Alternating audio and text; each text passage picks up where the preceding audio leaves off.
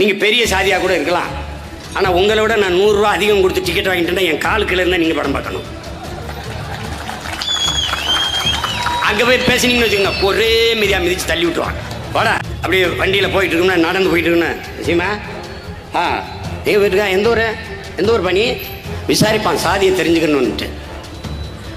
அப்பா பேர் என்ன, அப்பா என்ன வேலை செய்கிறாங்க, எந்த ஊர், அங்கே அதுலேயும் கண்டுபிடிக்க முடியலையா, அவன் சொந்தக்காரன் ஒருத்தனை சொல்லி அவர் உனக்கு என்ன வேணும், ரொம்ப கஷ்டப்படுவான்.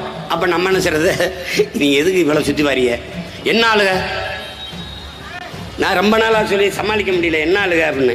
நாங்கள் சித்தாளுங்க, உங்களுக்கு தான் பூச்சி வேலை இருந்தால் சொல்லுங்கள், வந்து பூச்சி விடுறேன்னு சொல்லி சமாளிப்பேன். இப்போல்லாம் யாரும் எங்கிட்ட கேட்க மாட்டான், என்ன ஆளுங்கன்னா ஒரே அடி அடிச்சுட்டு நாங்கள் அடியாளுங்க, அடியாளுங்க நாங்கள் ஓடா. நாங்கள் ஒரு கோட்பாடு வச்சுருக்கோம், சாதி பார்த்து யாரோடும் பழகிறதில்ல, சாதி பார்க்குறனோட பழகிறதே கிடையாது. தெருவிலையில் இப்போ எங்கள் ஊரில் கிராமத்தில் கூத்து நடக்கும், கரகாட்டம், வள்ளி திருமண நாடகம், ஹரிச்சந்திர நாடகம்லாம் நடக்கும். அப்போ ஒரு கயிறை கட்டி இந்த இடத்துல இங்கே வந்து நீ வந்து இந்த சாதி உட்காரணும், இந்த இடத்துல இந்த சாதி உட்காரணும் அப்படின்னு அப்படிதான் கூத்து நடக்கும். ஆனால் தெருவில் கலை இருக்கும்போது இருந்த சாதி திரையரங்குக்கு வந்த பிறகு நீங்கள் இந்த போய் இருக்குன்னு வச்சுக்கிறீங்களா, உங்கள் சீட் நம்பர் என்ன, அப்படி தான் கேட்க முடியும். நீங்கள் என்ன ஆளுங்க தேட்டரே வச்சு கொண்டுருவான். அப்போ என்னாலுன்னு கேட்க முடியாது, உங்கள் சீட்டு நம்பர் என்னங்க, உங்கள் இருக்கை என்னென்ன, இதான் சரி அப்படி தான் கேட்க முடியும்.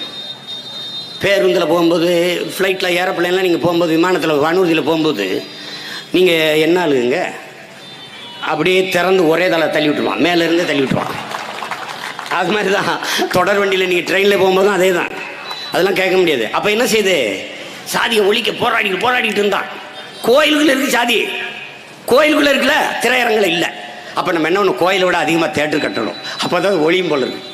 அங்கே போய் நீங்கள் சாதியெல்லாம் கேட்க முடியாது. நீங்கள் பெரிய சாதியாக கூட இருக்கலாம், ஆனால் உங்களை விட நான் 100 ரூபா அதிகம் கொடுத்து டிக்கெட் வாங்கிட்டேன்னா என் காலுக்குள்ள இருந்தால் நீங்கள் படம் பார்க்கணும். அங்கே போய் பேசினீங்கன்னு வச்சுக்கோங்க, ஒரே மீதியாக மிதித்து தள்ளி விட்டுருவான். வாடா அவர் மீன்காரர், அவர் காய்கறிக்காரர், அவர் தபால்காரர். ஆனால் இவன் மேலே இருந்து குப்பையை போடாம பாருங்க, அதை எடுத்துக்கிட்டு போறாருல அவர் குப்பைக்காரர், இவர் போட்டவர் குப்பைக்காரர் இல்லை,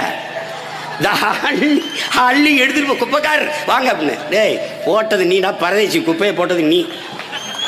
அவன் தூய்மை பொறியாளன்டா, பணியாளர், அவரை போய் குப்பைக்காரர். ஆனால் காய்கறினா காய்கறி, பால்னா பால்காரர், எல்லாம் இவர் மட்டும் குப்பைக்காரர். இவர் கொடுமை. இவங்க ஒரு பைத்திய கூட்டம்ங்க. இந்த ஷூ, இந்த செருப்புலாம் இருக்கு பாருங்க, எல்லாம் ஏசி ஷோரூமில் இருக்கும், அப்படி அடிக்க அழகாக இருக்கும். நீங்கள் போய் பாருங்களேன், அதுக்கு ஒரு ராக் மாதிரி வச்சு அதை அடுக்கி அப்படி வச்சு அப்படி இருக்கும். அங்கே ஷூவை வாங்குவார், செருப்பு புதுசாக வாங்கிடுவார், வாங்கிட்டு கீழே அப்படி வருவார். சாலையில் கத்தரிக்காய், தக்காளி, கீரை, சொரக்காய், முருங்கைக்காய் எல்லாம் ரோட்டில் போட்டு விற்றுக்கிட்டு இருப்பான். இந்த செருப்போட போய் அந்த வாங்குவார். இந்த செருப்புக்காரன்ட்ட பேரம் பேசுறது இல்லை. இந்த காய்கறி விற்கிறாரா அவர்கிட்ட, கிலோ எவ்வளவு, 10 ரூபாயா, 8 ரூபாய் கொடு. இந்த செருப்புக்காரன் என்ன சொன்னானோ அப்படியே விலையை கொடுத்து வாங்கிட்டு வர்றது.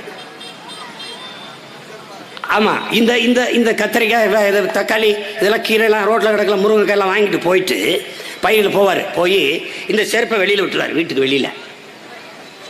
இதை உள்ளே கொண்டு போவார், போய் கழுவி சமைச்சு சாப்பிடுவார். எது ரோட்டில் கிடக்கணுமோ அது பெரிய இதில் இருக்கு, கண்ணாடி ரூமுக்குள்ள இருக்கு, எப்படி இருக்கு பாருங்க. எது கடையில் இருக்கணுமோ அது ரோட்டில் கிடக்குது. இவங்க ஒரு பைத்தியக்கார, நம்ம பார்த்தீங்கன்னா சிரிப்பாக இருக்கும், இது ஒரு டைப்பான உலகமாக இருக்கடா இது.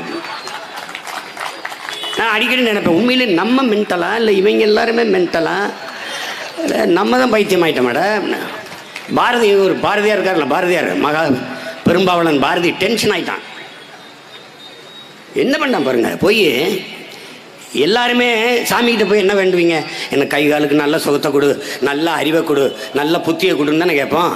அவன் போய் சொல்லடி சிவசக்தி, என்னை சுடர்மிகும் அறிவுடன் ஏன் படைத்தாய், எனக்கு எதுக்கு இவ்வளவு அறிவை கொடுத்துட்டா, பூரா பைத்தியம் மாத்துறானே, அவனோட என்னால் வாழ முடியல. உலகத்திலே ஒருத்தன் தாங்க சாமி கிட்ட போய் எனக்கு எதுக்கு இவ்வளவு அறிவை கொடுத்து தொலைஞ்ச, இவங்களோட வாழ முடியல என்னால, ஒருத்தன் தான். நம்மளா இருந்தா எனக்கு நல்ல புத்தியை கொடு, நல்ல புத்தியை கொடு, இப்படி கொட்டி கொட்டி இருக்கிற மூளையும் கலங்கி பைத்தியமாயிருவான். அதான்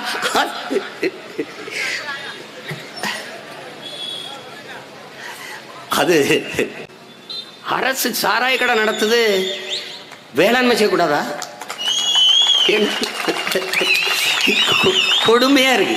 அதெல்லாம் சிரிக்கிறா, என்ன இப்படி ஒரு பேச்சுறா அப்படின்னு. ஏய், ஒரு நாள் உலகம் என்ற சோத்துக்கு கையேந்திர நிலைமை நான் உருவாக்குறேன். பாட்டே இருக்கு. நான் தான் உனக்கு 10,000 சம்பளம் கொடுக்குறேன்னு வச்சுக்கேன், செலவு உனக்கு இருக்காது. அம்மாவுக்கு முடியலையா, 1 ரூபாயிலிருந்து 1 கோடி வரைக்கும் நான் செலவு பண்ணிடுறேன். அவள் தேசத்தின் தாய். பிள்ளையா நான் படிக்க வைக்கிறியா?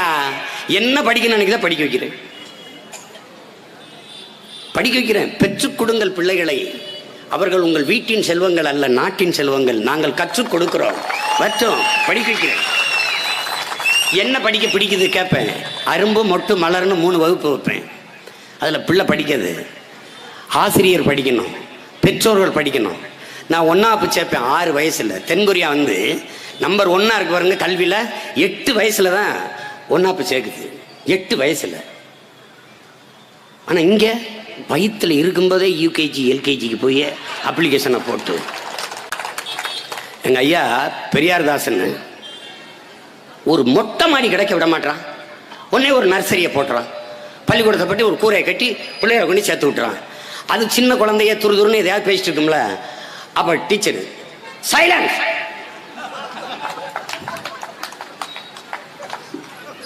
அப்புறம் கொஞ்ச நேரம் பேசணும் சொன்ன கீப் குவைட். அதுக்கப்புறம் மறுபடியும் பேசணும் டோன்ட் டாக். அன்னைக்கு அவர் சொல்றாரு, அன்னைக்கு 3 தாண்டா நம்ம பிள்ளைய எப்பவுமே வாயை திறக்கலடா. அதான் இவங்க கல்வி முறை, அவ்வளவுதான். கல்வி மொழி வந்து தாய்மொழியில தானே கல்வி இருக்கணும். நீ உன்னை மறந்து உறங்கும் போது உனக்கு கனவு எந்த மொழியில வருதோ அந்த மொழியில தானே கல்வி மொழியா இருக்கணும். அதானே சிந்தனை மொழி. ஒருவேளை உனக்கு ஆங்கிலத்தில் வந்தானே நீ ஆள் இல்லை, இனம் மாறிட்டான்னு அர்த்தம், சோரம் போயிட்டான்னு அர்த்தம். உலகத்துல இல்ல இல்ல, தாய்மொழியில கல்வி கற்றவன் எல்லாருமே படைக்கிறான். உலகத்தில் எல்லா நாடுகளும் படைக்கும். Made in China, made in Japan, made in Singapore, made in Russia. India வந்து மேக்கின் இங்கே வந்து மேக் பண்ணுங்க. இது என்ன மாதிரி பொருளாதார கொள்கைன்னு நினைக்கிறீங்க? வாடகை தாய்முறை. வாடகை தாய்முறை. கற்பப்பை என்னது, ஆனால் குழந்தை என்னது இல்லை. வாடகைக்கு தாய்மார்கள் விட்டுருவாங்க. அது குழந்தை பிறந்தோன்னா குழந்தைய எடுத்துட்டு போயிடுவாங்க. அது மாதிரி இங்கே தயாரிப்பாங்க, ஆனால் நம்மதில்லை. அவன் தயாரித்து எடுத்துட்டு போயிடுவான். அதான் மேக்கின். மற்றதெல்லாம் மேடின், இது மேக்கின். அப்போ இந்த பொருளாதார கொள்கையை ஆபத்தானது. நாம் என்ன சொல்கிறோம்? தற்சார்பு, பசுமை, தாய்மை பொருளாதார கொள்கைங்கிறோம். அது நான் சொல்லலை, காந்தியினுடைய செயலாளர் ஐயா ஜேசி குமரப்பா எழுதி வச்ச பொருளாதார கொள்கை தான். தற்சார்பு பொருளாதாரம் தான் ஒரு நாட்டின் எதிர்காலத்திற்கு பாதுகாப்பிற்கு நல்லது என்று ஆகப்பெரும் தலைவர்கள் அவர்களுடைய கருத்து தான். நம்ம தாத்தா காமராஜ் தற்சார்புங்கிற அந்த வார்த்தை வரல. மெரினா கடற்கரை நடந்த கூட்டத்தில் பேசுறாங்க, ஏப்பா சோத்துக்கு ஊரா நாட்டில் கையேந்தி நிற்கிறதுக்கா போராடி சுதந்திரம் பெற்றோம், என்ன இருக்கோ சாப்பிட்டு நிம்மதியாக படுப்போம். அதான் தற்சார்பு, அதான் தற்சார்பு. எல்லாத்துக்கும் ஊரா நாட்டில் கையேந்தி இருந்தோம்னா, உங்களுக்கு வெங்காயம் இருக்கா, பருப்பு இருக்கா? வெங்காயத்தை கூட நாட்டு மக்களுக்கு விளை வச்சு கொடுக்க முடியல இந்த வெங்காயங்களால. வெங்காயம் ஒவ்வொரு நாடும் ஒவ்வொரு ஆண்டுக்கும் வெங்காயம் பற்றாக்குறை. வெங்காயம் விலை 200 ரூபாய் ஆயிடுச்சு. வெங்காயம் தக்காளி 200 ரூபாய் ஆயிடுச்சு. இன்னும் கொஞ்ச நாள் 2000 ரூபா இருந்தாலும் என்ன பண்ண போறீங்க? எனக்கு எந்த பின்புலமும் கிடையாது, எந்த பின்புலமும் கிடையாது. ஒரே ஒரு பின்புலம் தான், எங்கள் உயிர் தலைவன் மேதகுவே பிரபாகரன் அவர்கள் தான். அவரும் இந்த நிலத்தில் பயங்கரவாதி, தடை செய்யப்பட்ட இயக்கத்தின் தலைவர். நொறுக்கி எரிஞ்சோம். அடக்குமுறை, சிறை, வழக்கு எல்லாத்தையும் தூக்கி எரிஞ்சோம். வழக்கு இல்லை என்றால் விடியாது கிழக்கு. சிறை அதை நிறை, தடை அதை உடை. தடையை நொறுக்கு, படையை பெருக்கு, தடையை நொறுக்கு, இனத்தின் விடுதலையே இறுதி இலக்கு என்ற முழக்கத்தை முன்வைத்து சாதாரண பிள்ளைகள் நாங்கள் திரண்டோம். நான் நிறுத்தின வேட்பாளர் யாருக்கும் அடையாளம் தெரியாது. மற்ற கட்சிகளில் நிற்கிற வேட்பாளர் எல்லாம் தெரியும். 70-75 வருஷமா ஒரு சின்னம் இருக்கு, உதயசூரியன். 50-60 வருஷமா ரெட்டை இலைன்னு ஒரு சின்னம் இருக்கு. நாங்கள் சின்ன பயில புதுசான ஆட்களை நிறுத்தினோம். விவசாயி சின்னம் நீங்க தேடி பார்த்தா கூட தெரியாது, மங்களா வச்சிருவா.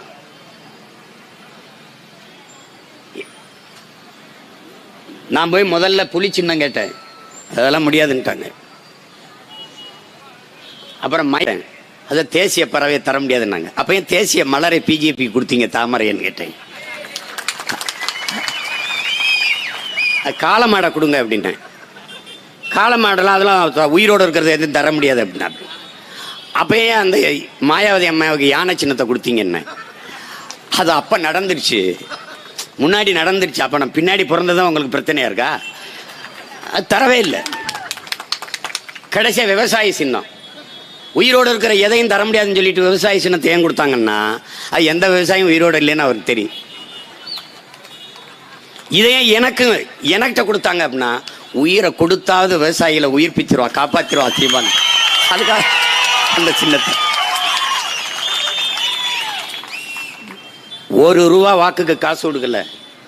31 லட்சம் பேர் மான தமிழ் மக்கள் இந்த எளிய பிள்ளைகளுக்கு வாக்கு செலுத்தியிருக்கார் என்றால்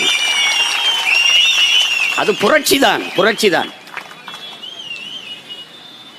எங்களுக்கு ஒரு கனவு இருக்கு. பகத்சிங் சொல்றான், பாலுக்கு அழாத குழந்தை, கல்விக்கு ஏங்காத மாணவன், வேலைக்கு அலையாத இளைஞன், இதுதான் என் கனவு இந்தியாங்கிறான். அது மாதிரி எங்களுக்கு ஒரு கனவு இருக்கு. பசி, பஞ்சம், ஊழல், லஞ்சம், கொலை, கொள்ளை, சாதிய இழிவு, தீண்டாமை, அடக்குமுறை, ஒடுக்குமுறை, பெண்ணி அடிமைத்தனம், மதுமத போதை எதுவுமற்ற புதிய ஒரு தேசம் செய்வோம், மக்கள் புரட்சியால் அதை உறுதி செய்வோம் என்ற முழக்கத்தை முன்வைத்து தனிச்சு நிற்கிறியே, தனித்து நிற்கலை, தனித்துவத்தோடு நிற்கிறோம். நான் என் மக்களை முழுமையாக நம்புகிறேன், முழுமையாக நேசிக்கிறேன். அதனால மக்களை நம்பி நிற்கிறேன். தேர்தலில் மாற்றம் என்று சொல்லிவிட்டு பெரிய ஏமாற்றத்தை ஏற்படுத்தி விடக்கூடாது என்பதற்காக. மாற்றம் என்றால் எந்த கட்சி ஆட்சியிலிருந்து மாற்றம், எந்த கட்சியின் அரசியலிருந்து மாற்றம் என்று பேசிவிட்டு திருப்பி அதே கட்சிகளோடு கூட்டணி வைத்தால் அது மாற்றமா இருக்கு, அது பெரிய ஏமாற்றமாயிரும். அதனாலதான் இந்திய கட்சி காங்கிரஸ், பாரதிய ஜனதா, திராவிட கட்சி திமுக, அதிமுக எந்த காலத்திலையும் கூட்டு கிடையாது, தனிச்சுதான். அது எங்க கொள்கை முடிவு. என் மக்கள் தோக்கடிச்சா தோக்கடிக்கட்டும். யார் தோக்கடிக்கிறா? எங்க அம்மா அப்பா, எங்க சித்தப்பா, பெரியப்பா, மாமச்சன் தோக்கடிப்பா. அவர்கள் நாங்க தோற்று போகல, என் மக்கள் தான் தோற்று போகிறார்கள். தொடர்ச்சியாக தோக்கடிச்சு ஒரு நாள் பாவம் இவங்க ரொம்ப நாளா போராடுறாங்கன்னு ஒரு நாள் எங்களுக்கு வாக்கு செலுத்தி வெல்ல வைப்பார்கள். இது நடக்கும் இந்த நிலத்தில்.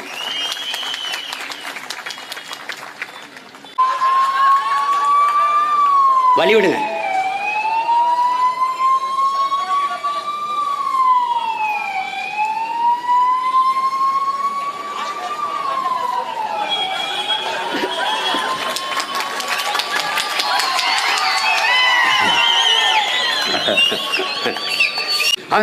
எல்லாரும் ஆடு மாடு மேய்க்க சொல்றாருங்க, படிச்சுட்டு எல்லாரும் இந்த விவசாயம் பார்க்க சொல்றாருங்க. இங்க வாப்பா, 2,50,000 ஏக்கர்ல பில்கேட்ஸ் விவசாயம் பார்த்துருக்கான். நீ சாப்ட்வேரின் பிதாமகனே, அவன் 2,50,000 ஏக்கர்ல விவசாயம் பார்த்துருக்கான் அமெரிக்கால. ஏன்? சாப்ட்வேர்ல வேலை செஞ்சாலும் சாப்பிட்டு போய் தான் வேலை செய்யணும்னு அவனுக்கு தெரியும். எத்தனை செல்போன் வச்சு பேசினாலும் கஞ்சி விவசாயம் தான் ஊத்தி ஆகணும். அதனால மொத்தமே 4,500 ஐபிஎஸ் அப்பா இருக்கான். எல்லாம் ஐஏஎஸ் ஆயிரணும், எல்லாம் கலெக்டரா போயிடணும். கலெக்டருக்கு சோறு யார் போடுறது ராஜா? யார் போடுறது? அப்புறம் ஒரு நாளைக்கு எப்பவாவது நீ வக்கீலை சந்திக்கிற, டாக்டரை சந்திக்கிற, இன்ஜினியரை சந்திக்கிற, ஆனால் ஒரு நாளைக்கு 3 வேளை விவசாயியை சந்திக்கிற நீ. நாங்கள் தம்பி உமாயின் சொன்னது போல எங்கள் தத்துவம் தெளிவாக இருக்கிறது, பாதை தெளிவாக இருக்கிறது, பயணம் உறுதியாக இருக்கிறது. எந்த தடுமாற்றமும் இல்லை. கட்டிய கட்டடத்திற்கு நாங்கள் வெள்ளையடிக்க வந்தவர்கள் அல்ல, அந்த கட்டடத்தை தகர்த்து விட்டு புதிதாக கட்டடம் கட்ட வந்த புரட்சிவாதிகள். அரசியல் என்பது எல்லோரும் நினைச்சிருக்க, அரசியல் அது எல்லாம் என்ன சொல்லுவாங்கன்னா, அது திருடர்களின் கடைசி புகலிடம் அரசியல் அப்படின்னு. நல்லவர்கள் விலகி நிற்பதால் மாசத்துன்னு சொல்றாரு சீன புரட்சியாளர். வெற்றிடம் என்ற ஒன்றே உலகத்தில் கிடையாது, காற்று நிரப்பிடுங்கிறார். வெற்றிடம்னே ஒன்று கிடையாது. அப்ப கற்றவர்கள் நிரப்பவில்லை என்றால் கயவர்கள் நிரப்பி விடுவார்கள். இந்த உலகத்தில் நடக்கிற தீமைக்கெல்லாம் காரணம் அதை செய்கிற கெட்டவன் அல்ல, அதை தடுக்காமல் விலகி நின்று வேடிக்கை பார்க்கிறவனும் அதற்கு காரணம். படித்தவர்கள் இளைஞர்கள் பெரும் எண்ணிக்கையில் அரசியலுக்கு வர வேண்டும் என்று நாம் அழைப்பதற்கு காரணம், கற்றறிந்த சான்றோர்கள் உட்கார்ந்து படிக்கிற நூலகம் எப்படி அமைதியா இருக்குமோ அதுபோல கற்றவர்கள் அதிகமாக அரசியலுக்கு வர வர நாடும் மக்களும் அமைதியாக இருப்பார்கள். அதற்காகத்தான் படித்த இளைஞர்கள் வரணுங்கிறது. அரசியல் நீங்க என்ன நினைச்சிட்டு இருக்கீங்க? அரசியல் என்பது ஒரு வாழ்வியல், அறிவியல், புவியியல் போல உங்களுடைய பிறப்பில் இருந்து இறப்பு வரை எல்லாவற்றையும் தீர்மானிப்பது அரசுதான். பிறப்பு சான்றிதழிலிருந்து இறப்பு சான்றிதழ் வரைக்கும் அரசுதான் தீர்மானிக்கும். நீங்கள் என்ன படிக்கணும், என்ன வேலைக்கு போகணும், எவ்வளவு சம்பளம், அந்த வேலையை எந்த இடத்திலிருந்து செய்யணும், எல்லாவற்றையும் தீர்மானிப்பது அரசு. அந்த அரசை தீர்மானிப்பது அரசியல். அதனால்தான் ஒரு வாழ்வியல். அரசியல் இல்லாத ஒண்ணும் இல்லை. அறிஞர் பிளாட்டோ சொல்றாருல்ல, நீ அரசியல் வேண்டாம் என்று நீ விலகி செல்லலாம், ஆனால் உன்னை விட்டு அரசியல் ஒருபோதும் விலகி செல்லாதுங்கிறாரு. அவனுடைய மாணவன் அரிஸ்டாட்டில் சொல்றாரு, அரசியல் வேண்டாம் என்று நீ விலகி நின்றால் யாரை அறிவிருக்கிறாயோ அவருடைய ஆட்சியின் கீழே வாழ நேரிடும். எனக்கான அரசியலை நான் செய்யணும், உங்களுக்கான அரசியலை நீங்க செய்யணும். எல்லாவற்றையும் தீர்மானிக்கிற அரசை நான் தீர்மானிக்கணும். எத்தனையோ தேர்தல் வருது, எந்த மாறுதலாவது வருதா? இல்ல இல்ல. மதிப்புமிக்க உரிமையை நாம் என்னைக்கு விற்க தொடங்கணுமோ, புரட்சியாளர் அம்பேத்கர் எப்ப சொல்றாரு, மதிப்புமிக்க நம் உரிமைகளை சில ரொட்டி துண்டுகளுக்காக விற்பது என்பது அவமானகரமானதுங்கிற. வெறும் 500 200 ரூபாய்க்கு வாக்கு விற்கிறோம். வாக்கு என்பது ஜனநாயகத்தில் மக்களாட்சியில் மக்களுக்கு இருக்கிற கடைசி கருவி, ஆயுதம். அதை ஏந்தணும். அநீதிக்கு எதிராக, வறுமைக்கு எதிராக, பசி பட்டினிக்கு எதிராக ஏந்தணும். அதுதான் புரட்சி. அதை இளைய தலைமுறை பிள்ளைகள் பேரெழுச்சியாக திரண்டு வருகிறார்கள். அதனாலதான் இதை தனிச்சு நின்று போராட வேண்டியது இருக்கு. யாரோடும் கூட்டு சேர்ந்து செய்ய முடியாது. ஆடு மாடு வளர்த்தலை அரசு பணியா மாத்தோம்னா அதுக்கு என்ன கேலி கிண்டல், எவ்வளவு நக்கல். பாலின் சந்தை மதிப்பு 9 லட்சம் கோடி இருக்கு. இங்க யாரும் பால் குடிக்காதவங்க, தயிர், மோர், நெய் சாப்பிடாத யாரும் இல்லை. ஆட்டுக்கறி 1000 ரூபாய் ஒரு கிலோ. ஆந்திராவிலிருந்து வருது ஆடு இங்கே நமக்கு. ஏன் ஆடு வளர்க்குறது இல்லை. ஆனால் கறி மட்டும் கடையில் போயிட்டு நல்லா தொடக்கறியாக பார்த்து 1 கிலோ, தொடக்கறியாக 1 கிலோ வாங்குறது. அப்புறம் அந்த பால் கொஞ்சம் அதிகமாகட்டு ஒரு காஃபி. அதெல்லாம் வக்கனையாக சாப்பிட தெரியும், ஆனால் ஆடு வளர்க்க தெரியாது. ஆடு மாடு வளர்க்குறது மேய்க்கிறது அவ்வளோ அவமானம். கவிக்கு அப்துல் ரஹ்மான் ஐயா சொல்கிறாங்க, ஆடு மாடு மேய்க்கிறதுக்கு ஞானத்துக்கு ஏதோ சம்மந்தம் இருக்குது. ஏன்னா நபிகள் நாயகம் மேய்ச்சிருக்காங்க, பகவான் கிருஷ்ண பரமாத்மா மேய்ச்சிருக்கிறாரு, இயேசு மேய்ச்சிருக்கிறாரு. அப்போ அதுக்கும் அறிவுக்கு ஞானத்துக்கு ஏதோ சம்பந்தம் இருக்குடாங்கிறாரு. ஆடு மாடு வளர்த்தல் எவ்வளோ பெரிய பொருளாதாரம் இருக்குன்னு தெரியாமல், அம்மையார் ஜெயலலிதா வந்தால் வீட்டுக்கு ஒரு மாடு கொடுப்பாங்க, இவர் வந்தால் வீட்டுக்கு ஒரு ஆடு, அப்புறம் நாட்டுக்கோழி. எது கொடுத்தீங்கன்னுங்க? வீட்டில் வளர்க்க. அதை தான் நான் சொல்கிறேன், நாட்டில் வளர்க்குறேங்கிறேன். அதை தான் நான் சொல்கிறேன். பாலை ஏற்றுமதி செய்வோம். 50,000 கோடிக்கு சாராயம் விற்று சாகடிச்சிக்கிட்டு இருக்கு. சாராய கடையை மூடிட்டா ஒருத்தருக்கும் சம்பளம் கொடுக்க காசு இருக்காது. பொருளாதாரம் எங்க இருக்கு? உயிர் தேவை உணவு. உணவு உற்பத்தி இருக்கா? அங்க இருக்கா? வேளாண்மை விட்டு எல்லாம் வெளியேறாங்க. காரணம் என்ன? ஒரு குண்டூசி தயாரிக்கிறவன் அந்த குண்டூசி 5 ரூபாய்னா 5 ரூபா. ஒரு பிளேட்டு கத்தி தயாரிக்கிறான்ல, அது 15 ரூபாய்னா 15 ரூபா. உற்பத்தி செய்கிறவனே பொருளின் விலையை தீர்மானிக்க முடியும். எந்த பொருளா இருந்தாலும், எந்த பொருளா இருந்தாலும். சரிப்பா, இது 250 ரூபான்னா 250 ரூபா. இந்த சட்டையா இது 500 ரூபாய்னா 500 ரூபா. உற்பத்தி செய்கிறவனே அந்த பொருளின் விலையை தீர்மானிப்பான். ஆனால் விவசாயி அவன் விளைய வைக்கிற பொருளுக்கான விலையை அவன் தீர்மானிக்க முடியாது. அதனாலதான் இது இவ்வளவு பிரச்சனை வருது. ஒரு கரும்பை விளைய வச்சு ஒரு தட்டையை சந்தைக்கு கொண்டு வர 20 ரூபா ஆகுது. ஆனால் அந்த சந்தையில் வந்தவன் அங்க வாங்குறான் பாரு, அவன் தான் தீர்மானிப்பான். ஒரு தட்டை 10 ரூபாய்க்கு கொடு அப்படின்பான். அப்ப 10 ரூபாய் சரிபாதி நட்டப்பட்டு போறான். அப்படியே வேற வழி இல்லை, பொருளை திருப்பி எடுத்துட்டு போக முடியாது. தக்காளியோ கத்தரிக்காயோ ஏன்னா கெட்டு போயிடும். அப்ப வந்த விலைக்கு விற்கிறான். வேற வழியே இல்லாம பால்டால வாங்கி கொண்டு அதே நிலத்துல குடிச்சிட்டு சாகுறான். இதுதான் இங்க இருக்கிற நிலைமை. வேளாண் குடிமகன் என்னைக்கு அவன் விளைய வைக்கிற பொருளுக்கான விலையை அவன் தீர்மானிக்கிறானோ அன்னைக்கு தான் வேளாண் குடிமகன் வாழ்வான், விவசாயம் செழிக்கும். வேளாண்மை கைவிட்ட எல்லா நாடும் பிச்சை எடுக்குது. அந்த நிலைமை வராம இருக்கணும்னா அரசாங்க பணியா மாற்றணும். வேளாண்மை செய்தை அரசு பணியா மாற்றிடணும்.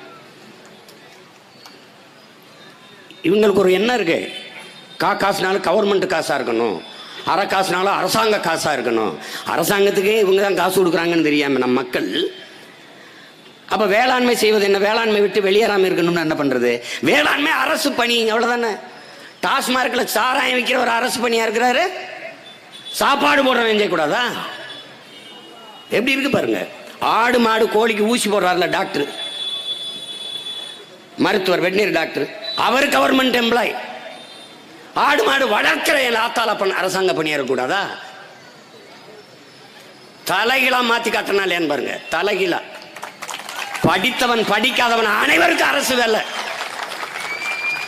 படிக்காதவன் படிச்ச எல்லாருக்கும் அரசு வேலை. அதனால நாங்க சொல்றோம், கோடி கனவு கொண்டோம், கூடி நிறைவேற்ற ஓடி வாருங்கள் என் மக்கள் கூப்பிடுறது காரணம் அதுதான். என்னென்ன செய்யல, எவ்வளவோ தொழில் இருக்கு. ஒரு கயத்து கட்டலுங்க, கயத்து கட்டல் 40,000 ரூபாங்க. பாய் விரிச்சு படிக்கிற சீனா பாய், சீனா எல்லாம் சீனா. அவன்லாம் இந்த கொட்டாம் பின்றது அதெல்லாம் சின்ன சின்னதா வீடுகளை நம்ம செய்ய முடியும். 1000 ரூபா ஒரு மாசத்துக்கு, 1000 ரூபா அம்மாவுக்கு. ஒரு நாள் கணக்கு பார்த்தா 30 ரூபா வருது. மாசம் 1000 ரூபாய்னா 30 ரூபா. 30 ரூபாய் கூட சம்பாதித்துக் கொள்ள முடியாத ஏழ்மை வறுமை நிலையில நம்ம அம்மா வச்சது ஏறு 30 ரூபா. இது எப்படி வளர்ச்சி ஆகும்? இலவசம் எப்படி வளர்ச்சி ஆகும்? எது வளர்ச்சி என்றால், ஒரு நாளைக்கு 1000 ரூபாய் சம்பாதித்துக் கொள்ளக்கூடிய வேலை வாய்ப்பை உருவாக்கி கொடுப்பதுதான் வளர்ச்சி. அதை நோக்கி நகர்த்தணும். இலவசம் பெற வேண்டிய ஏழ்மை வறுமை நிலையில் இல்லாது மக்களின் வாழ்க்கை தரத்தை உயர்த்தணும். அதுதான் வளர்ச்சி, அதான் வளர்ச்சி. அப்ப அப்படிப்பட்ட மாறுதல்கள். வேளாண்மையை கையில் எடுத்துட்டா பசிங்கிற வார்த்தையே இருக்காது. பசிங்கிற வார்த்தையே சொல்ல இல்லாம ஒழிச்சு விட்டுல. நாட்டுக்கோழி, எல்லாரும் நாட்டுக்கோழி சாப்பிடணும்னு விருப்பப்படும் போது அந்த கோழியை வளர்க்கறத விட்டுட்டு அந்த கோழி மாதிரியே ஒரு டூப்பை பண்ணி அது பண்ண கோழின்னு கொண்டாந்துட்டான். நாட்டுக்கோழியே பெருக்கல. அப்ப எல்லாமே மரபணு மாற்றப்பட்டுக்கிட்டே வருது. நீங்க 3 வயசு குழந்தைக்கு புற்றுநோய் வருது அப்படின்னா அது என்ன பண்ணிச்சு? புகைச்சிச்சா, இல்லை இது கஞ்சா குடிச்சதா, இல்லை புகையில போட்டதா? எப்படி? அவ குடிச்ச தாய்ப்பால் நஞ்சாயிருச்சு. தாயின் மாரில் எப்படி பால் நஞ்சாகுது? தாய் சாப்பிட்ட உணவு நஞ்சாயிருச்சு, அவ்வளவுதான். அதுதான் எங்க அப்பா பெரிய தகப்பன் நம்மாழ்வார் அவர்கள் நஞ்சில்லா உணவு அதுவே நம் கனவு என்றார். அப்ப வேளாண்மையே இயற்கை தான். நம்ம இயற்கை வேளாண்மை, இயற்கை வேளாண்மை. அங்கெல்லாம் பார்த்தீங்கன்னா ஆர்கானிக் ஃபுட்டு, ஆர்கானிக்னு எல்லாம் போட்டு வச்சிருப்பா. இயற்கை வேளாண்மை எங்கிருந்து செய்வீங்க? ரசாயன உரங்கள் இல்லாத இயற்கை உரம் எங்கிருந்து கிடைக்கும்? மாட்டு சாணம், ஆட்டு புழுக்க போட்டால் தான் அது இயற்கை உரம். அப்போ ஆடு மாடு வளரக்கூடாது, ஆனால் இயற்கை வேளாண்மை செய்யணும். எப்படி பைத்தியக்காரத்தனமான சிந்தனையும் செயலும் வருங்குது. ஒரு நாடு அடிப்படையில் எல்லா வளங்களையும் விட சிறந்த வளம் என்பது அறிவு வளம் தான், கல்வி தான். கல்வியை, அறிவை வளர்க்கும் கல்வியை மிக உயர்ந்த சந்தை பொருளாக, விற்பனை பொருளாக மாற்றிவிட்டு உயிரை காக்கும் மருத்துவத்தை மிக உயர்ந்த சந்தை பொருள். நிறைய காசு வச்சிருந்தீங்கன்னா நல்ல மருத்துவமனைக்கு போகலாம், அப்போலோ போகலாம், காவேரிக்கு போகலாம், அல்லது எம்ஜி ராமச்சந்திரா மருத்துவமனைக்கு போகலாம். காசு இல்லைன்னா நேர பாடையை கட்டி சுடுகாட்டுக்கு போகலாம். இது இது இது இது ஒரு தரம். இங்கே அரசை நடத்துகிறவர்கள் பாருங்க, அரசை நடத்துகிறார்கள். அம்மையார் ஜெயலலிதா கூட முடியல, எங்க போய் படுத்தாங்க? அரசு மருத்துவமனையில் இல்ல. ஏன்? தரம் இல்லை. ஐயா எம்ஜிஆர் கூட முடியல, அப்பல்லோ. அப்பதான் அப்பல்லோ அப்பல்லோ அப்பல்லோ அப்பல்லோ. அம்மையார் ஜெயலலிதா 75 நாள் படுத்தாங்க. உலகம்பரம் அப்பல்லோ அப்பல்லோ அப்பல்லோ. ஏன்? அரசை நடத்துகிறவர்களுக்கே அரசு மருத்துவமனை மீது நம்பிக்கை இல்லை. அரசு பள்ளியில் வேலை பார்க்கிற ஆசிரியர் பெருமக்களின் பிள்ளைகள் அரசு பள்ளியில் படிக்குதா? ஏதாவது ஒரு அமைச்சர், ஒரு சட்டமன்ற உறுப்பினர், ஒரு பாராளுமன்ற உறுப்பினர், ஒரு மாமன்ற உறுப்பினர், யாருடைய குழந்தையாவது அரசு பள்ளியில் படிக்குதா? கல்லூரியில் படிக்குதா? தரம் இல்லை. அப்ப அறிவை வளர்க்கும் கல்வியும் உயிரை காக்கும் மருத்துவமும் ஒரு நாட்டு மக்களுக்கு தரமா, சமமா, இலவசமா கிடைக்கணும். அப்ப மருத்துவம், அரசு மருத்துவமனைலாம் இலவசம் தானே, அரசு பள்ளியிலாம் கட்டணம் இல்லாத கல்வி தானே. இலவசமா இருக்கு, தரமா இருக்கா? அதாங்க இருக்கிறது. இப்போ உங்க பிள்ளைகள் நாங்க வந்தோன்னு என்னன்னா, தனியார் முதலாளிகளுக்கும் எங்களுக்கும் சண்டை. என்ன சண்டை? ஓ மருத்துவமனையில் சிறந்த மருத்துவம் என் மக்களுக்கு கொடுக்குறியா, இல்லை நான் கொடுக்குறேன்னா? 8 கோடி மக்களால் நிறுவப்பட்ட ஒரு அரசால் முடியாதது தனி ஒரு முதலாளி எப்படி செய்ய முடியுது? 8 கோடி மக்களால் நிறுவப்பட்ட ஒரு அரசத்தில் இல்லாத வலிமை. அரசு பள்ளி கல்லூரியை நோக்கி பிள்ளைகள் படையெடுக்கிற காலத்தை உங்க பிள்ளையை உருவாக்குவான். அதான் புரட்சி. என்ன பண்ண சீமான்? அமைச்சர் மகனா, அமைச்சர் யாரா இருந்தாலும் சரி அரசு பள்ளி கல்லூரியில் தான் படிக்கணும், சட்டம். அமைச்சருக்கு முடியலையா, அரசு மருத்துவமனையில் படுத்து தான் மருத்துவம் செய்யணும், சட்டம். சட்டம். தானா தரம் உயர்ந்துடும், மக்களுக்கு நம்பிக்கை வந்துடும். மருத்துவர்கள் இருக்கிறார்கள், ஆகச்சிறந்த மருத்துவர் இருக்காங்க நம்ம இடத்துல. அப்போ நான் என் தம்பிகள்லாம் நிறைய அரசு மருத்துவமனையில் இருப்பேன். அப்போ உடம்பை சோதிச்சுட்டு மாத்திரை மட்டும் வெளியில் வாங்கிக்கலான்னேம்பாங்க. ஏன்? நான் கேட்பேன், ஏப்பான்னு. ஆனால் இது மாத்திரை மாதிரி ஒன்று, மாத்திரை இல்லை. அங்கே வாங்கி சாப்பிட்டா ஒரு வாரத்தில் காய்ச்சல் குணமாகும், இங்கே சாப்பிட்டா 15 நாள் ஆகும்னே. அப்போ மருந்து தரம் இல்லை. நீங்கள் ஒன்று கவனிங்க, மருத்துவ தரம் இருந்தால் மருந்தகம் தேவைப்படாது, மருந்தில் தரம் இருந்தால் மருத்துவமனை தேவைப்படாது. அப்போ ரெண்டுமே மிகப்பெரிய சந்தையாயிடுச்சு, வியாபாரம் ஆயிடுச்சு. அப்போ அறிவை வளர்க்கும் கல்வி, உயிரை காக்கும் மருத்துவம் வியாபாரம் ஆயிடுச்சு.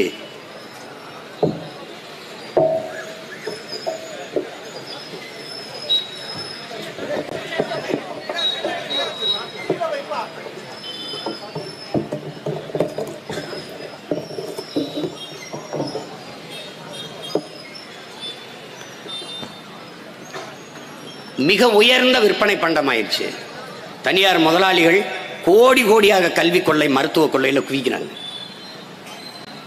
ஆனால் அரசும் பள்ளிக்கூடம் நடத்துது, அரசும் கல்லூரி நடத்துது, அரசும் மருத்துவமனை வச்சிருக்குது, ஆனால் தரமற்று இருக்குது.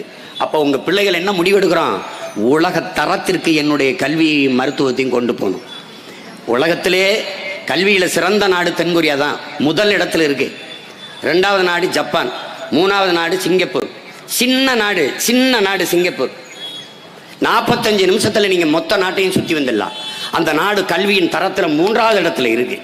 நம்ம நாடு எங்க இருக்குன்னு நீங்க கற்பனை கூட செஞ்சு பார்க்க முடியாது. அப்ப கல்வியின் தரத்தை தென்கொரியாவை தாண்டி நம்ம கல்வியின் தரத்தை உயர்த்தணும். அதுதான் முக்கியம். அப்புறம் உயிரை காக்கும் மருத்துவ தரத்தை உயர்த்தணும். இது எல்லாவற்றையும் தாண்டி உயிர் ஆகாரமாக இருக்கிற, உலக உயிர்களின் உயிர் தேவையா இருக்கிற நீர், அது விற்பனை பொருளாயிடுச்சு. நீங்க ஏப்ரல் மேல தண்ணி இருக்காது. நம்ம அம்மாலாம் குடத்தை வச்சுக்கிட்டு வரிசையில் நிற்பாங்க. ஆனால் நீங்க ஒரு ஃபோன் அடிச்சு பேசுனீங்கன்னு வச்சுக்கிறீங்களேன், அந்த அப்பலோ கிண்ணில் அப்படியே குடுவையாக கொண்டு இறக்குவான். யாருக்குமே கிடைக்காத தண்ணீர் அந்த முதலாளிகளுக்கு மட்டும் எப்படி கிடைக்குது?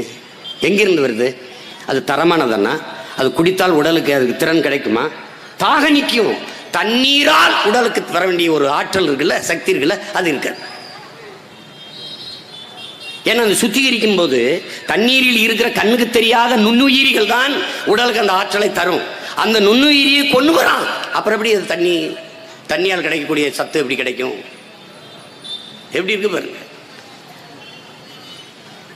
இப்ப மனிதர்கள் அதை பற்றி கவலையே படலை.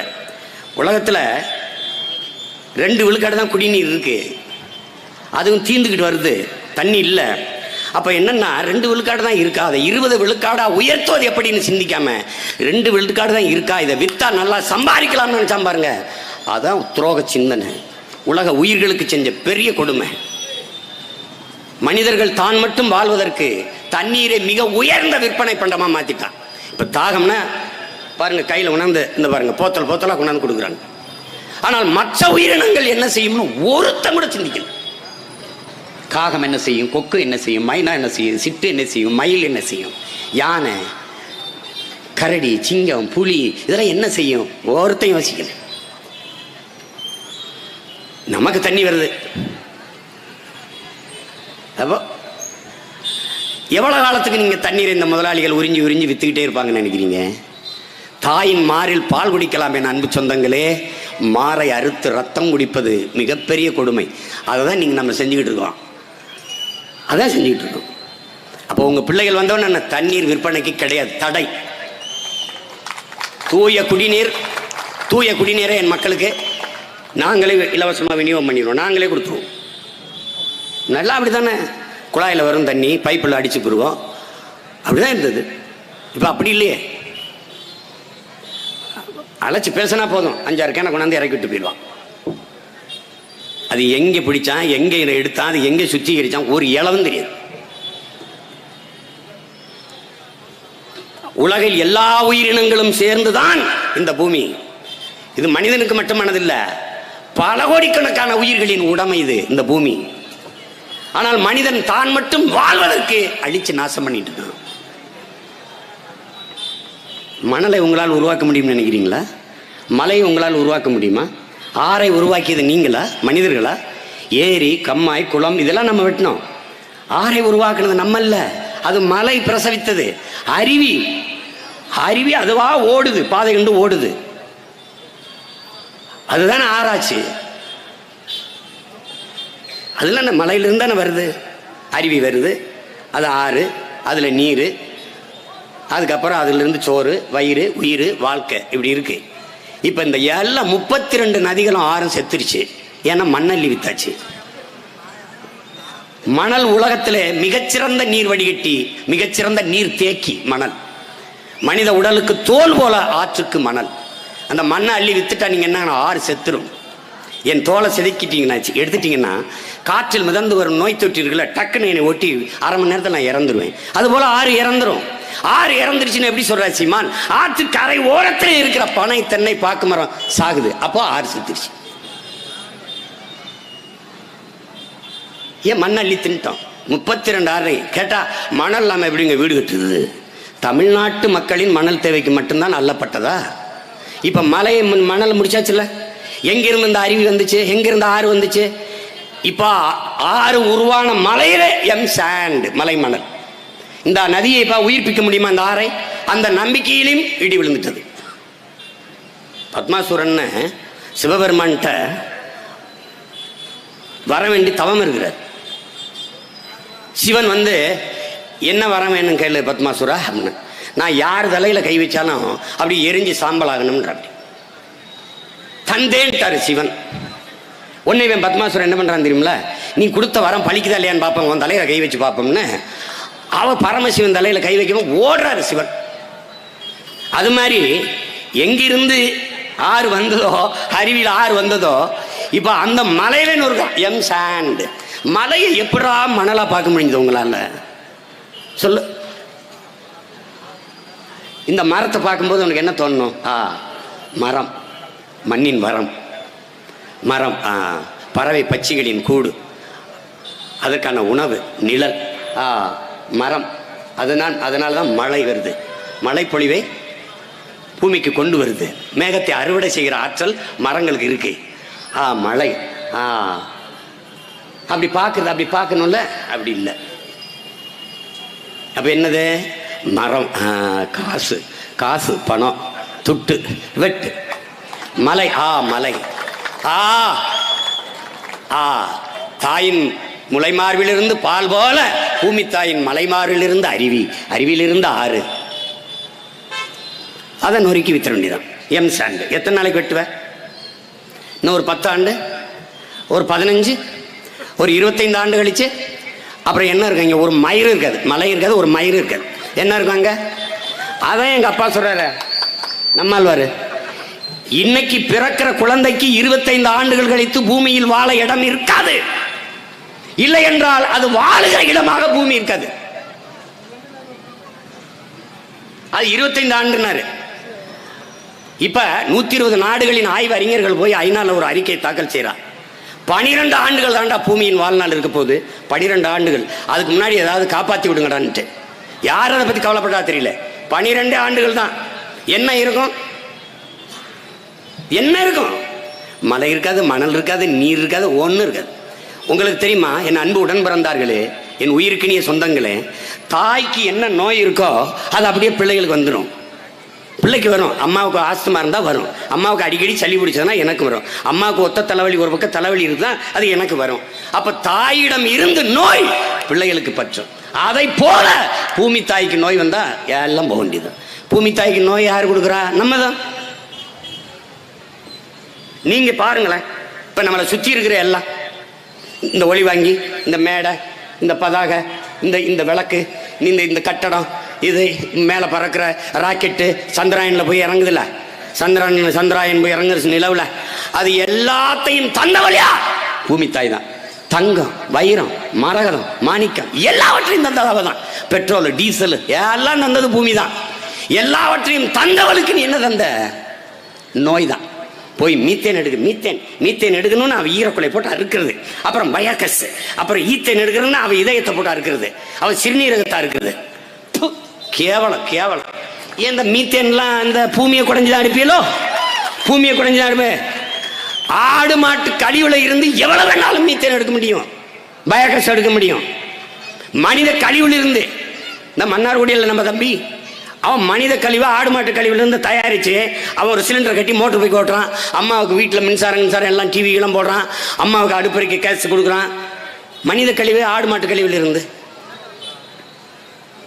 சிங்கப்பூர் மக்கிய மரக்கழிவு இருக்குல்ல, மக்கிய மரக்கழிவு, அதுல இருந்து மீத்தேன் எடுக்குது. எல்லாமே நாசம் பண்ணுவது. இதெல்லாம் உங்களுக்கு புதுசா தெரியும். என்னமோ சொல்றான், என்ன ஏதோ சொல்லிக்கிட்டு இருக்கானே அப்படின்னு. நாங்கள் ஓட்டுக்காக நிற்கிறதுனா இதெல்லாம் பேச மாட்டோம். நாட்டுக்காக நிற்கிற பிள்ளைங்கனால இதை பேச வேண்டியது இருக்கு. அடிப்படையே நீங்கள் தான் 50 வருஷம் கிட்டுங்கன்னு கொடுத்துட்டில, ஒரு 5 வருஷம் உங்கள் பிள்ளைகிட்ட கொடுத்து பாருங்க நாட்டை. உலகத்தை திரும்பி பார்க்க வைக்கிறனால பாருங்க. அதெல்லாம் ஊழல் லஞ்சம்லாம், அதெல்லாம் ஊழல் லஞ்சத்தை பேசுகிறான்னு வச்சுக்கோங்க. ஊழல் லஞ்சத்தை ஒழிப்போம், ஊழல் லஞ்சத்தை ஒழிப்போம். அவன் நம்மளை ஏமாத்துறான்னு அர்த்தம். ஊழல் லஞ்சம்னா ஒரு நேர்மையான ஆட்சியாளன் வந்தா அரை நொடி வேலை. ஊழல் லஞ்சம் கிடையாது, வாங்கினா அவ்வளவுதான். பணி இடமாற்றமும் கிடையாது, டிஸ்மிஸ், வேலையில் போ, வெளியில போ. லஞ்சம் வாங்கின அதிகாரி அப்படியே வேலையை மாற்றி போடுறது, தூக்கி போடுறது, அதெல்லாம் கிடையாது. வழி விடுங்க.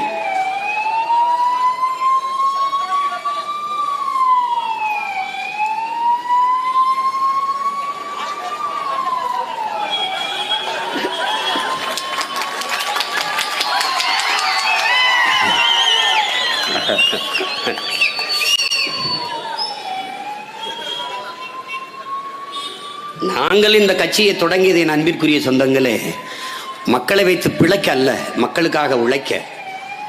இது பணத்திற்கான கட்சி அல்ல. நாங்கள் பிறந்த பெருமைமிக்க தமிழர் என்கிற இனத்திற்கான கட்சி இது. ஒரு பேர் அரணாக நின்று என் மண்ணுக்கு மக்களுக்கு வாங்க நாங்கள் போராடுவோம், உறுதியாக நிற்போம். நீங்கள் வாக்கு செலுத்துங்க, செலுத்தாமல் போங்க, இது எங்கள் பிறவி கடமை, நாங்கள் செய்வோம். எங்களுக்கு முன்னாடி இது போல அரசியலை கட்டி எங்கள் முன்னோர்கள் எழுப்பலை. ஆனால் எனக்கும் பின்னாடி வர தலைமுறை என்னை போல முச்சந்தில் நிற்கக்கூடாதுன்னு நினைக்கிறேன். அதுக்காக தான் போராடுறோம். உலக நாடுகளெல்லாம் பார்க்குறோம்ல, ஒவ்வொருத்தரும் கல்வியை எப்படி கொடுக்குறான், எப்படி நீரை விநியோகம் பண்ணுறான், எப்படி தடையற்ற மின்சாரத்தை கொண்டு வரான், எப்படி பாதைகளை அமைக்கிறாங்க. இது வரைக்கும் ஒரு சாலை நீங்கள் வந்து அரக்கோணத்துக்கு சொல்லிட்டு இருக்கான் பாதை சரியில்லைன்னு. சென்னையில் தமிழகத்தின் தலைநகரில் பாதை இல்லை, சாலையா இல்லை, எல்லாம் சவக்குழியா இருக்கு. முதன்மை சாலையே கேடு கட்டிருக்கு. அப்போ உள்சாலை எப்படி இருக்கும்? பெருங்கொடுமை, பெருங்கொடுமை. இவ்வளவு ஆண்டுகள் ஆள்றாங்கல்ல. கழிவு நீர் மழை நீர் வெளியேற ஒரு காவா இருக்குன்னு பாருங்க. வந்தவொடனே அவசர அவசரமா தோண்டிட்டு அது என்ன பண்ணது மறுபடியும் மூடிட்டாங்க. அதுதான் கொடுமை. நம்ம ஐயா தென்கட்சி சாமிநாதன் சொல்லுவார், ஒரு தடவை அரசாங்க வேலை, மரம் நடுறது அரசாங்க வேலை, ஒருத்தர் குழியை தோண்டணும், அது அவருடைய வேலை. ஒருத்தர் மரக்கண்டை நடணும், இன்னொருத்தர் நட்டவொடனே மண்ணை போட்டு மூடணும். அதில் ஒருத்தர் தோண்டிக்கிட்டே போகிறாரு, இன்னொருத்தர் பின்னாடி போய் அதை மூடிக்கிட்டே போகிறாரு. அவர் கேட்குறாரு ஒருத்தர், ஏப்பா நீ என்னப்பா தோண்டிக்கிட்டே போகிற, நீ மூடிக்கிட்டே வரல. அதாங்க அவர் தோன்றது அவர் வேலைங்க, மரக்கண்டு ஒருத்தர் வைக்கணுங்க, அவர் இன்னைக்கு லீவுங்க, அவர் வரல, அதை மண்ணை போட்டு மூடுறது என் வேலைங்க, அவரை தோண்டிக்கிட்டே போகிறாரு, நான் மூடிக்கிட்டே போகிறேங்க. எப்படிப்பட்ட அரசு வேலை பற்றியில் எப்படி? இது ஒரு கொடுமையான நாடு. அப்போ அதில் மாறுதல்ங்கிறது தானே வராது. புரட்சின்னு நீங்கள் ஏதோ ஐயா பெரியார் தம்பி கூட சொன்னார், ஐயா பெரியார்ட்ட புரட்சின்னா என்ன? புரட்சியே பெருங்காலோடு நடந்த நம்ம இப்போ செருப்பு போட்டு நடக்கிறோம்டா, புரட்சிடா. கட்ட வண்டியில் போகிறோம், நம்ம கப்பலில் போகிறோம், காரில் போகிறோம், புரட்சி. இங்கே ஒன்று நடந்தது என் அன்பிற்குரிய சொந்தங்களே. பல்லக்கு தூக்குற முறை இருந்துச்சு, பல்லக்கில் தூக்கிட்டு போகணும். அதுக்கு என்ன கற்பிச்சான்? பல்லக்கில் பயணம் செய்பவன் புண்ணியவான், அவனை தூக்கி சுமப்பவன் பாவி அப்படின்னு வச்சிருந்தான். நம்மளுக்கு வந்தாங்க, பல்லக்கில் பயணம் செய்வன் ஆதிக்கவாதி, அவனை தூக்கி சுமப்பவன் ஏமாளி என்கிற புரட்சிகர விதையை விதைச்சான். மாறுதல் வருது. என்ன பண்றான்? போராடுறோம், ஆனால் பல்லக்கு தூக்குற முறையை ஒழிக்க முடியல. ஆனால் பரிணாமம், ஒரு அறிவியல் படைப்பு, தொலை தூரத்தில் எவனோ ஒருத்தன் காரை கண்டுபிடிச்சான், செத்துச்சு பல்லக்கு முறை, முடிஞ்சு. கட்ட வண்டியில் இருந்த சாதி